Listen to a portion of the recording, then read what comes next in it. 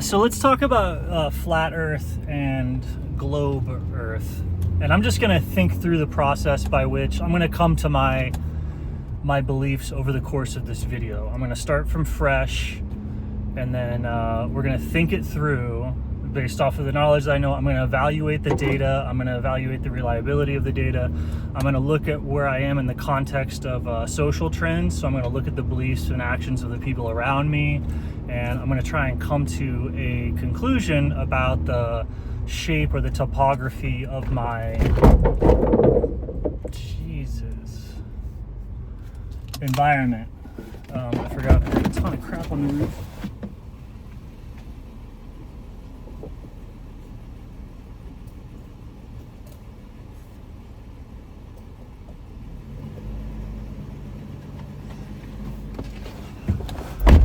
Okay.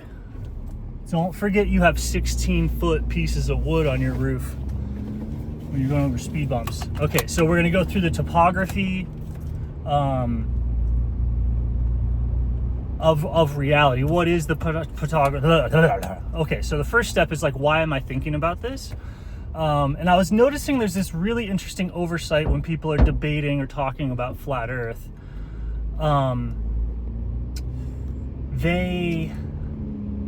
People will go look at there'll be all these flat Earth people, and they'll take pictures of the horizon from really far up and be like, look, it's flat. Right? And they go, well, it should be, you should be able to see the curve from this height. And I was just noticing how, like, in this very instance, there's just an interesting thing wrong with the modeling of the universe at that point, like, or the modeling of your own vision.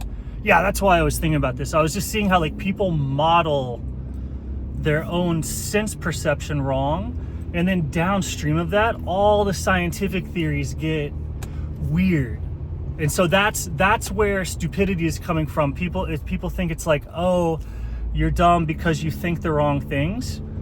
What makes somebody dumb is that they either lack or they have an inaccurate self-model, or a model of what their sense organs are. Their model of, like, what sensation is not filled in. And so then their model of anything that they might be sensing, it has the same gap to it, right?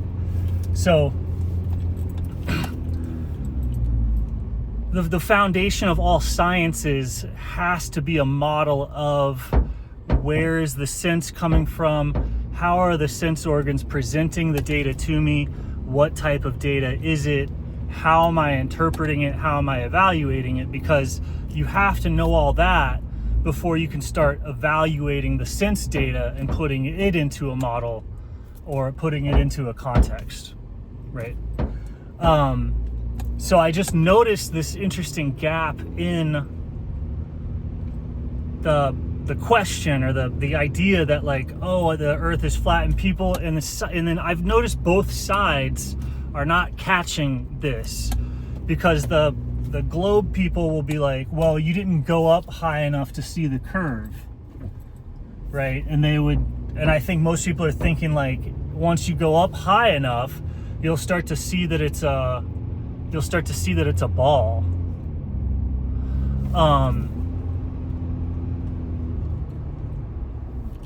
Even the horizon is curving away from you, right? So you're seeing outwards, like you go up, your vision out could be seen like a cone. And it doesn't matter if the ball is curving away from you or not, like as the balloon goes up, as the camera goes up, as the astronaut goes up, their vision in any direction is still going to be like a cone. So it's always going to be curving away from you and in a circle. So it's the horizon, the curve down that you're expecting is the turn sideways. Like, even if you were high enough to sort of see the curve, as you look at it, it's so big that it's going to be curving away, not down. You're looking out, and then it curves away.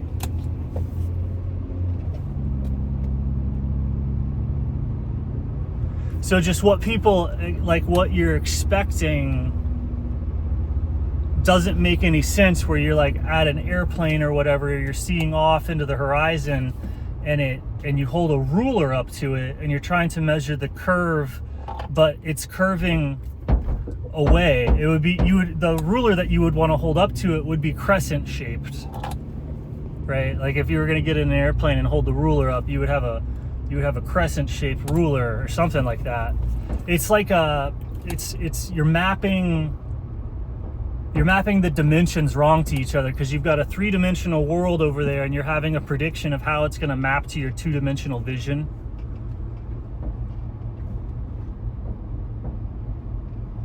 Right? So flat earth, globe earth, or these earth models are like, it's an interesting exercise in, because you have an immediate experience and you're trying to map the cosmic experience.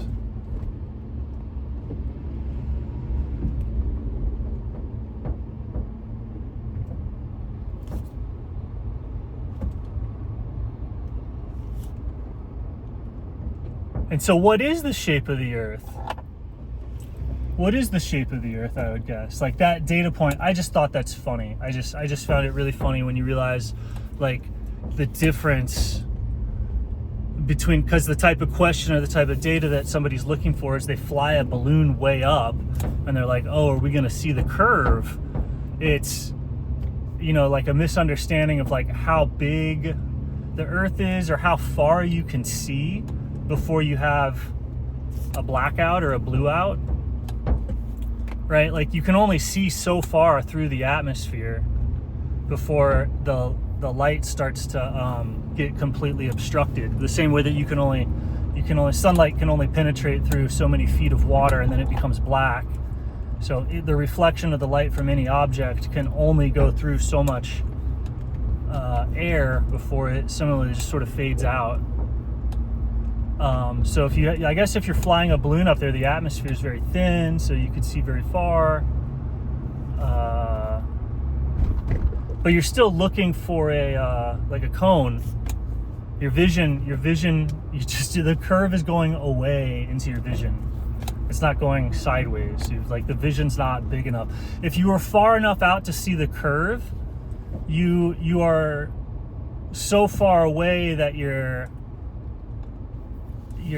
it's a different scale, or it's a different state of reality. I don't know. Like you can't really imagine being on a ball so big that you can't see the sides.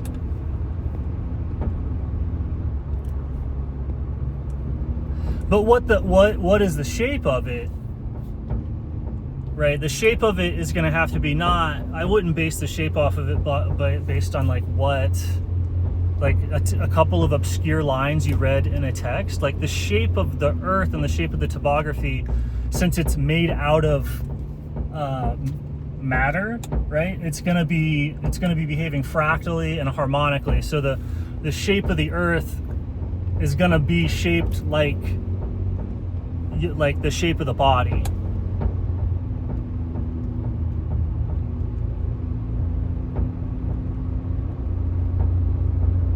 There's no way to avoid it. There's going to be harmonics to it. So the shapes are going to mirror the shapes. And so what are the shapes that we see are like base shapes. You have basically spheres. You have cells, cell nucleuses, balloons. Any sort of membrane under pressure tends to want to form a circular shape.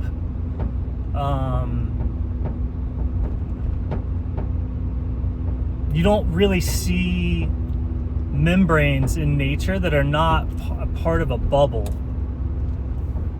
right? So the flat earth thing kind of goes against my intuition as to like what the shape must be by the laws of nature. I feel like the shape is here, the shape is presented to me, right? I also believe that since the world is fractal and sort of made out of one substance moving in accordance with the logos or the vibrations of God or whatever.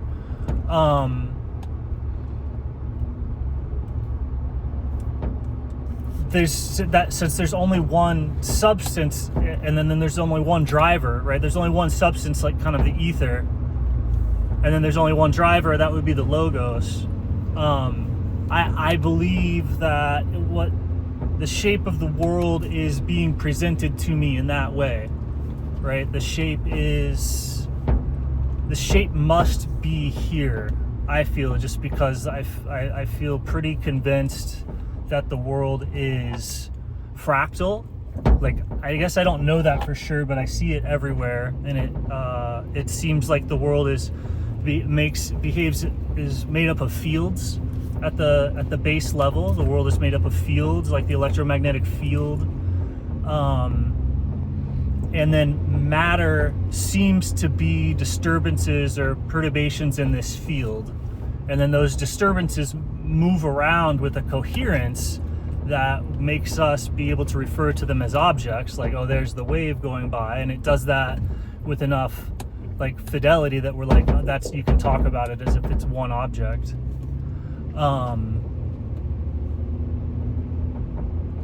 But still, it seems to be, movements or dynamics or an activity of different fields interacting, possibly different layers, different dimensions of fields, which would be like fluids of different density stacked on top of each other, and then also kind of interpenetrating with each other, because you have, fluids at a boundary layer can make waves. They can make bubbles within each other. So fields of different densities make bubbles, they make droplets, right? And I think this type of activity is sort of what we're calling matter or an object. It's, even if you have a discrete object, you're looking at a field of a different density pinching off and existing in a field of another density. And that's how you get everything from like atoms to molecules to water. It's that electromagnetic field is moving at different densities, and those different densities create boundary conditions, and those boundary conditions create, like, oh, there's the road, there's not the road, there's the wire, there's not the wire, there's the surface of anything is, like everyone says, it's an electron cloud or whatever. It's a movement of the electromagnetic field. It's like a fluid, right? And that fluid can behave in different ways. So it can be water, it can be air, it could be ice, it could be, and then if you zoom in at different densities, you look at ice, and it's like, oh, ice is actually kind of electrically fluid. Everything's vibrating, everyth's moving at a deeper layer. So since everything's moving at a deeper layer, you could almost look at it as a standing wave or something like that in the fluid, in the medium, driven by the logos. And the logos are these drivers, is like things like the sun. So these drivers that exist on another dimension kind of emanate energy driving force that the lower dimensions perceive of as metabolism of movement. And so you see that kind of in the model of the sun or whatever. And I don't know if we're like, back to the model of the earth, like I feel like everything is these fields, right? So it's like this layer that I'm at is a layer of the electromagnetic field, you call it earth, and then there's air, and they're rubbing next to each other.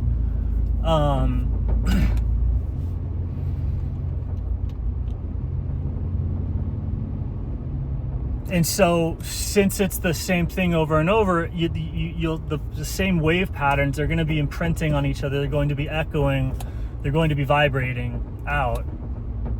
And so at least some aspect of what's happening here is going to be happening at the cosmic level and at the micro level. So it's going to be some type of, like, my body is going to somehow be incorporated or reflected in the shape and the imprint of the earth and of the universe as a whole, because my body is in this electromagnetic field and it's echoing. Like, it's going to be there. Will it be different when it's over there? Like, if I throw my body into the water and it starts to splash through all the different fields, as that splashing echoes out and moves from one boundary to another, from one place to another, gotta check my load again. They put so many speed bumps in everywhere. It's insane.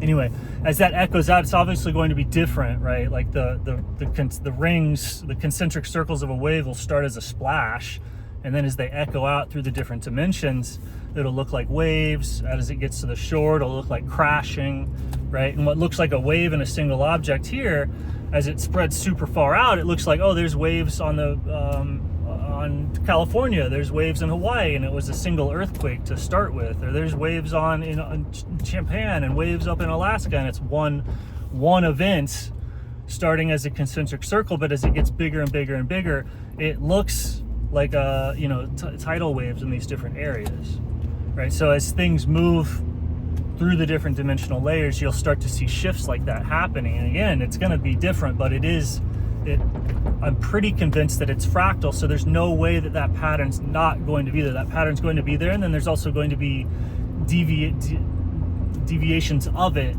to like locate it there. So it's like, the shape of the Earth is this. So I can, from cutting this open directly, like, it's almost like you can't trust NASA. NASA lies about everything, so it's like, I get it. That's the reason there's flat earthers out there, is because there's some sort of lies going on. Otherwise, there wouldn't be an agency named Deception.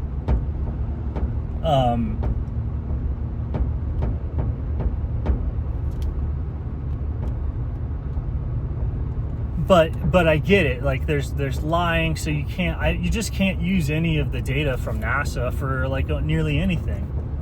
They've been caught lying too many times, especially a government agency or whatever. Started by Nazis and occultists, right? The guy that started NASA, Jack Parsons, or one of them, was an occultist. So what makes something an occultist or not? And they're into the occult. What is the occult? Secrets. Right? So it's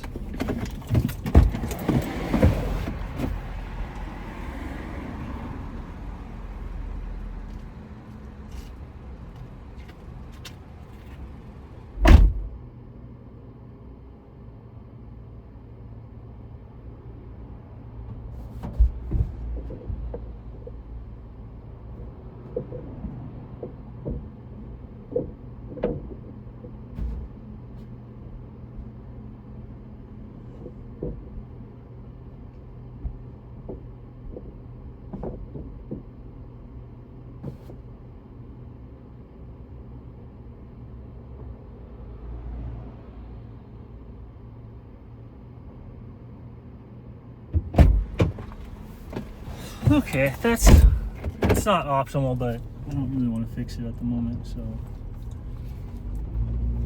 hopefully we'll hear a lot of noise before it falls off. So you can't trust NASA just by the nature of its beginnings and by the nature of its name. Like, it wasn't started with the correct intention to be a reliable source of information. And it's not run by people with good intentions. And that's like sort of a fact. So you can't trust NASA, but what you can trust is, other stuff. And so you can't trust that it's fractal. You can't trust that it's like largely tree-like. So you get these models of it.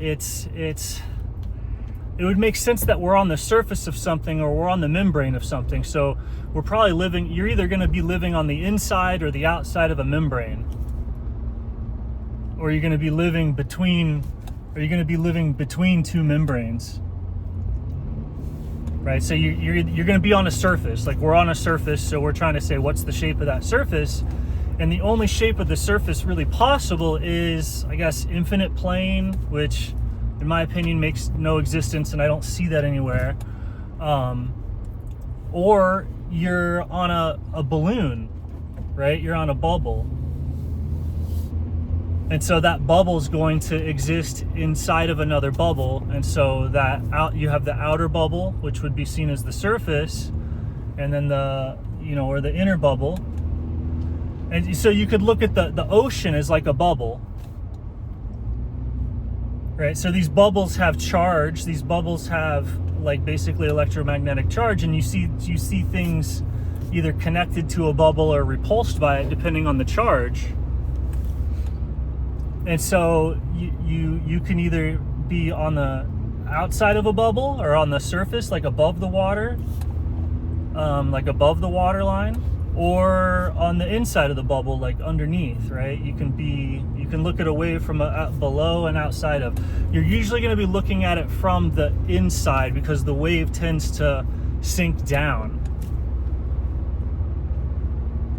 And then the outside tends to be kind of contrast or nothingness or like a lighter medium or whatever. So you're kind of there.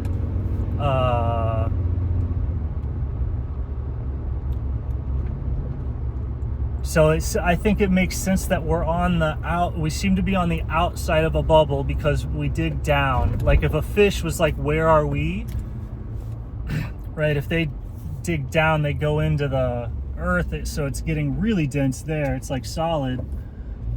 And then, they could go up and they would see like, right? Like the boat is on one side of a bubble and the fish is on the other side of a bubble. And so it seems like we are on the outside of a bubble.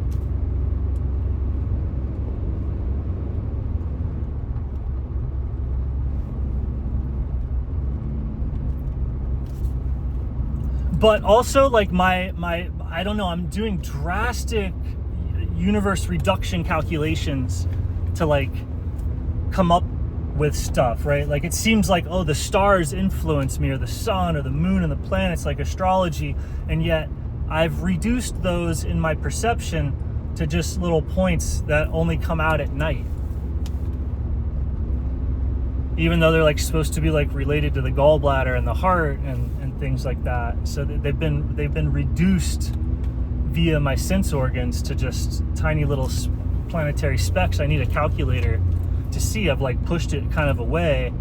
I would say, since I know for a fact that all of my perception and everything is an event in my sense organs. It's like an event, or it's a pattern in the water of my body. I know all that from studying myself and from studying other people, from studying other expressions of this fractal that I am. I know that like my perception is like something contained in myself. And so the perception of the earth, the perception of the calculations and stuff like that, this has all been incredibly reduced, just so that I can perceive it and think about it.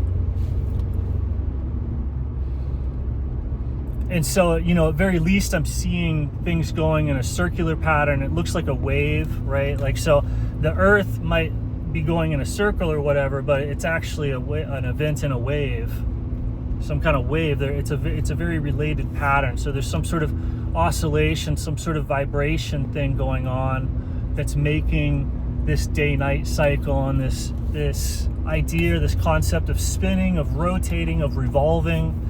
Like the days go by, it's revolving, it's cycling. So I don't see a problem in mapping that to like a sphere or a circle spinning around another circle. That makes sense to me.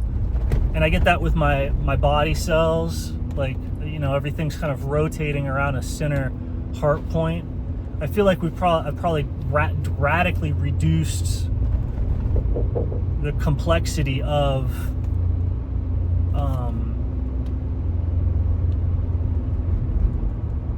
the universe in my perception, right? Like I know I have, and people that have done stuff to try and undo that, to try and like reduce the perceptual filter, see so much more and so many more dimensions and stuff like that, that I kind of know that like it's almost silly to be speculating about these cosmic things in this kind of lower or reduced state of consciousness. This is not a good state of consciousness to do big scale science like that. Large scale science is best done with the perceptual filters, like super open. So, by monks, by monastics, by psychedelic people, by whatever things, people who have done training to open and reduce that filter to get the raw source of information. By the time I'm sitting here and like saying, is there a curve of the earth or whatever, if I really don't know it, like if I really don't know the answer to the question of what the shape of the earth is, and I'm having to like do the calculations and think about it, then it's not like a good place to be. You would want to go and do the raw science and expose yourself to more of the fractal, like in its totality, and try and take that in until your intuition can see the shape of the fractal, and then you'll know the shape of the earth and the topography directly. At which point you could do like derivative calculations and science on that.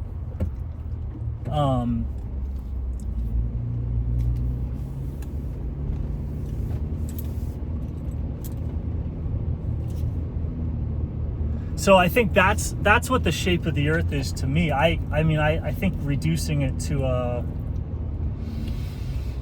I think there's some amount of power in reducing it to just a rock or a sphere spinnings, like multiple spinnings, like to really reduce the cycling nature of the universe. You want to see the moon, the sun as something round, and the earth is something round going around something round, going around something round, and just gear it all together like the Mayan clock, sort of. I think that's useful.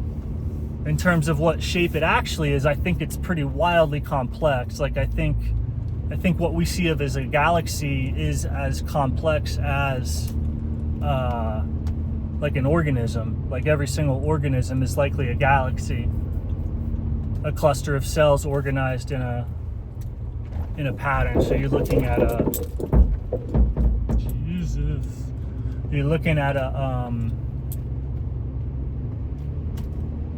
an animal.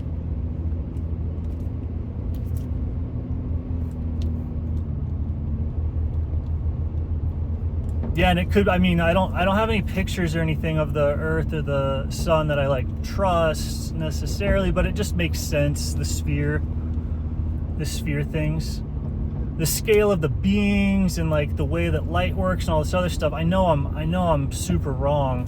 So I think it's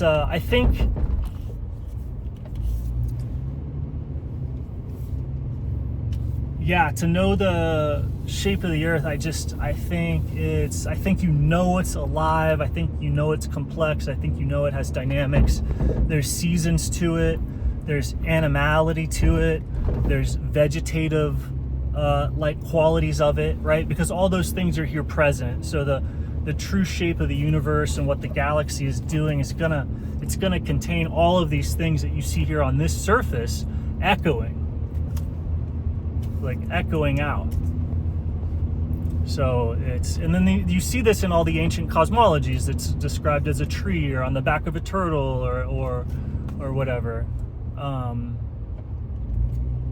The deception or the NASA thing would be like, we have a cosmology where the shape of the universe is like kind of nothing that we see, not like anything. But I think I've kind of cracked the code. The way to make Western materialism work is because it came down to this level where they go, the electromagnetic field, electrons, that's what's giving everything its chemistry, that's what's giving everything its hardness, its density, all of the properties of all the elements. Like the atoms themselves are tiny little specks that are almost all the same size. There's barely any difference between them, but they make their electromagnetic fields different shapes, and that gives them different properties.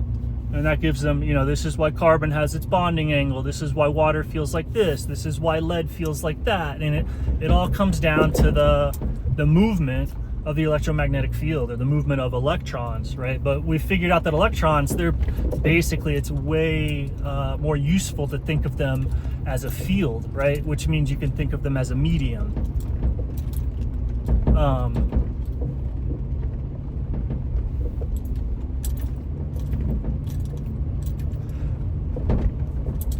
So what is that like? What does that mean? Why you're saying everything is this medium, and like how does that helpful?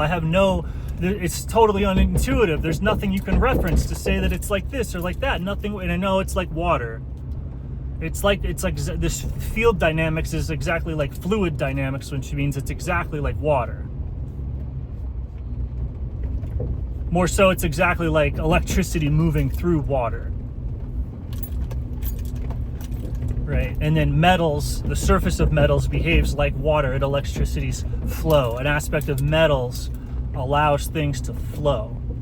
So these are the real world examples that we can get of like, what does it mean when you say all of reality is this electromagnetic field? What is that? That's charged water, right? It's a medium of a particular density, and the surface of that medium holds a wave pattern that we call an electron. Each little disturbance, a single wave in that field, is an electron. And so they can bilocate, right? One field can be oscillating. A standing wave can be doing this. Here's the electron, right? It teleported. Right, so all this behavior, you can see it in your bathtub. You can see it in water. And we go, well, why is water so important? Then you go, oh, water's in all of these other different shapes. Water's in the turtles, water's in the chicken, water's in the tree, water's in the people. Water's around all life, all metabolism. Okay, so yeah, if I'm gonna dig deep into the nature of reality, I'm gonna discover a pattern like water, which is what we call fields. Fields is an area of space behaving like a fluid.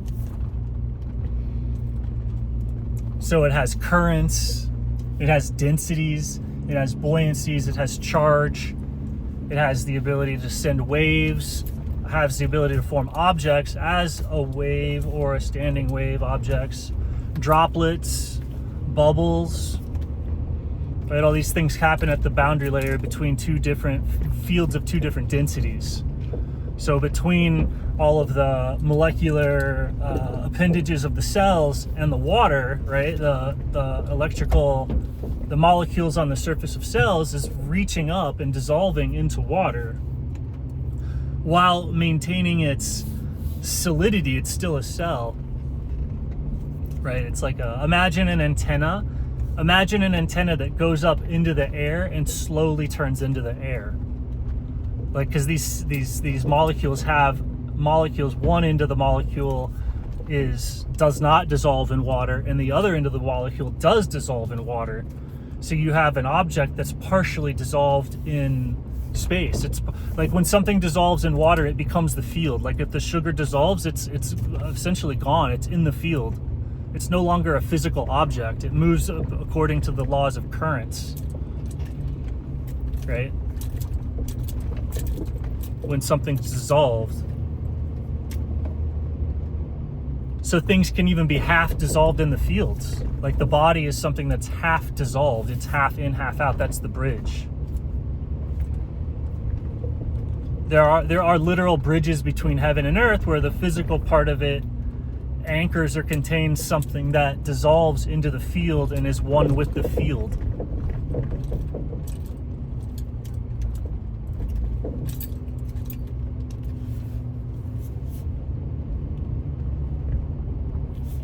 And so that's the shape of the earth. The shape of the earth is the shape of the earth. It's connected to feel anyway. It's like, it's a big picture, but I don't think it's in flux. It's fluidic, and your thoughts aren't going to stick to it with a particular model.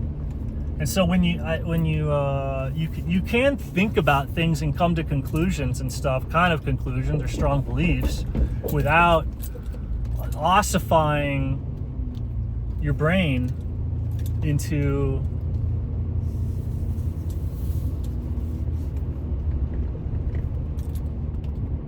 nothing.